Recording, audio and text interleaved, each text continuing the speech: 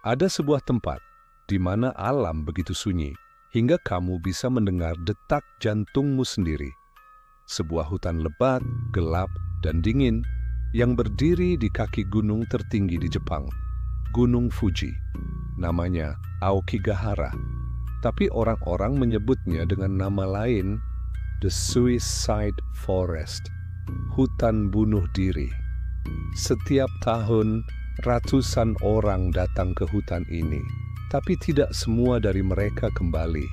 Beberapa hanya membawa seutas tali, yang lain membawa niat yang sudah mereka pendam lama.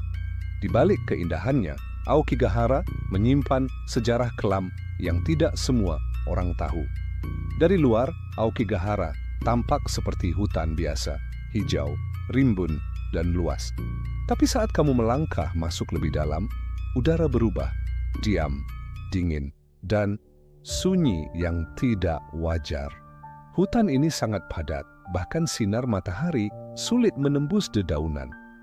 Suara burung hampir tidak ada, suara angin seperti berbisik, seolah-olah hutan ini sedang mengamati setiap gerak-gerikmu. Orang-orang yang pernah masuk ke dalamnya berkata, mereka mendengar suara-suara, tangisan, bisikan, teriakan yang tidak berasal dari manusia. Kompas dan GPS kadang tak berfungsi. Banyak yang tersesat dan beberapa tak pernah keluar lagi. Legenda Jepang kuno menceritakan praktik kejam bernama ubasute. Di masa-masa sulit ketika makanan langka dan kelaparan melanda, orang-orang tua yang dianggap tidak berguna dibawa ke gunung dan ditinggalkan mati.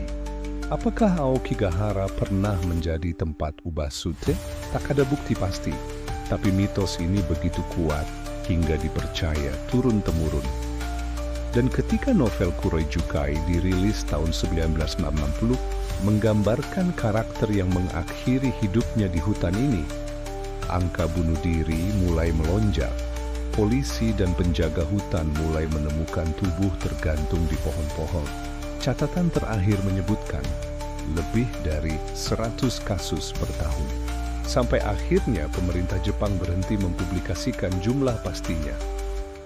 Di pintu masuk hutan, kamu akan melihat tanda peringatan. Hidupmu adalah anugerah yang berharga dari orang tuamu. Jangan menderita sendirian. Bicaralah dengan seseorang.